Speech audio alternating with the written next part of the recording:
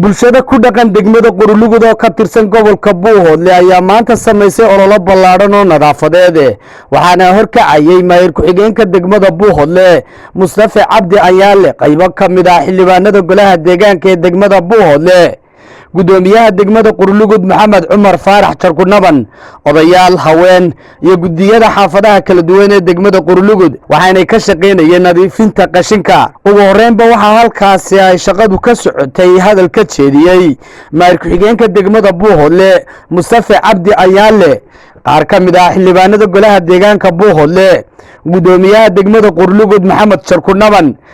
iyo mas'uuliyiin kale waxayna ku dheeraadeen muhiimadda ay leedahay in qashinka la iska guro waxayna bulshada degmada Qorilugud la wadaageen inay maalin kasta oo khamiis ah ay guri doonaan qashinka maadaama lagu jiro xilli roobaad waxaana ka mid ah hadaladoodii maanta waa maalintii aanu asteynay ololaha nadaafadda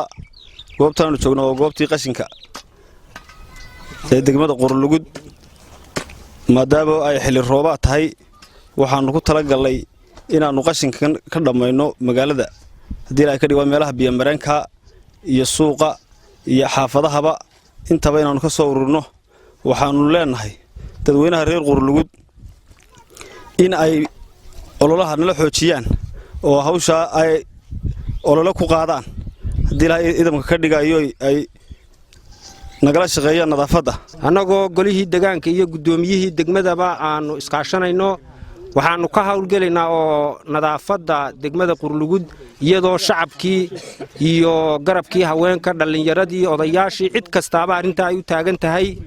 waxaanu maanta oo khamiisa aanu ku jirnaa ololaha nadaafadda ee degmada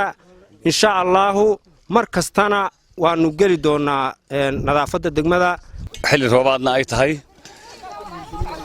inaanu goobta ugu weyn ee qashinka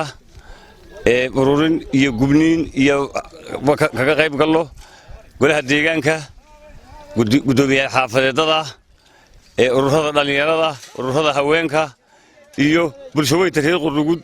waxaanu ku baraarujinaynaa inta qashinku ku jira caafimaad darradu ku jirta in qashinka laga dadaalo iska roodi waa shaqaynaysaa goobaha qashinka in la gubo in la shaqeeyo in laga hawl galo ويانو dadka ku wacyigelinayna hadii ilaahay dama ka dhigo aad iyo aad baasaaka dadka shaqaynayna waxaan leeyahay bahsantihiin hawshaas waa wada qabasho waa isla qabasho maamul gole iyo gudi xaafadeed xubin kasta oo hooyooyin odayaal dhalinyaro gabdho wada jir bay wax ku gooyaan aan isu kaashano cadawga wixii qashina aan isu kaashano wixii horumar aan isu kaashano wixii nabadgelyo aan isu kaashano wixii waxqabad aan isu kaashano dakhliga iyo uruntiisa aan isu kaashano iskaashi baa wax walba ku qabsoomaan wax walba iskaashi bay ku qabsoomaan waxaan anigu aad iyo aad ugu hambaliyaynayaa maamulka degmada xildhibaanada golaha deegaanka iyo maayir ku-xigeenka gobolka Buuhoodle oo si mug iyo miisaan leh uga qaatay waxaan leeyahay waad garateen shaqadiinii waayo abaal celintu waxay tahay marka la doorto ninka inuu bulshadiisa wax qabadka ugu horeeya inuu u fuliyo waa tii koobaad waa nadaafadii waa tii guriga laga qaadayay waxaan leeyahay xildhibaanada iyo gudoomiyaha ku-xigeenka gobolka Buuhoodle iyo gudoomiyaha degmada Qorilugud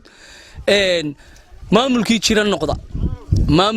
noqda waxa laga shaqeynayaa maanta ku daafadii baa laga shaqeynayaa sidaas oo lagu wado oo la doonayo in maxaan raahday muddo badan sida lagu farsameeyo dadkii berigii hore xashiishka qaadi jiray guri jiray taa waxna waa gaboobeen waxna waa ka jajabeen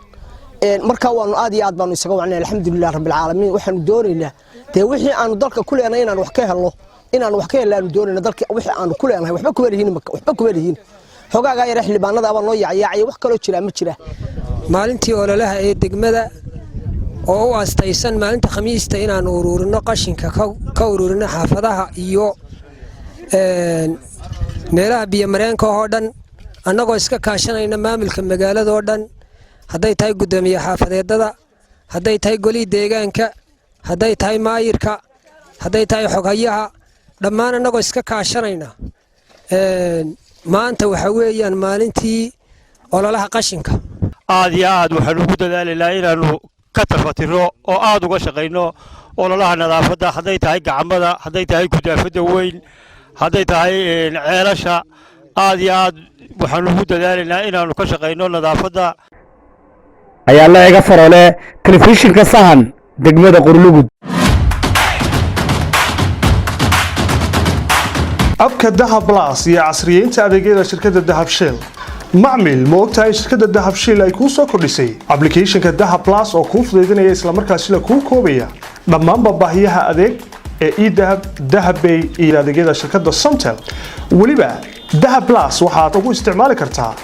dal iyo dibadda haddaba sidee ayuu u shaqeynayaa applicationka Dahab Plus Google App Store-ka ama Play Store-ka mobile-kaaga kadibna raadi Dahab Plus marka uu ku soo dago isdiiwaangeli adiga oo raacaya weydiimaha isdiiwaangelinta ugu horreyn ku qor nambarkaaga Somtel emailkaaga samaysana password ku gaara ugu dambeynna geli nambar sireedkaaga e-Dahab intaasi kadib caadi ayaad u isticmaali kartaa adeegyada ku jira applicationka Dahab Plus adigoo lacag u diri kara qof kale wax ku iibsan kara xawlaad dibadeed samayn kara lacag dhigan kara kalana bixi kara akoonkaaga Dahab Shell in ka badan $126 oo caalamka ayaad si toos ah xaddi kasta lacag ugu xawili kartaa abka Dahab Plus shirkado iyo shakhsiyaad intaba adigoo isticmaalaya abka Dahab Plus waxaad adeega Dahab Pay lacag ugu diri kartaa kuna maamuli kartaa in ka badan dhowr account adeega M-Pesa ee dalka Kenya ayaad isagana lacag ugu xawili kartaa xaddi kasta adigoo la socon kara dhammaan dhaqdhaqaaqyadaada maaliyadeed ee e-Dahab iyo bangigaaga adeegyada Somtel ayaad iyagana ka helaysaa abka Dahab Plus adigoo dhammaanba xidhmooyinka ku hadalka adeega muraad iyo internetka kaga dhex shuban kara xaddi kasta iyo xilli kastaba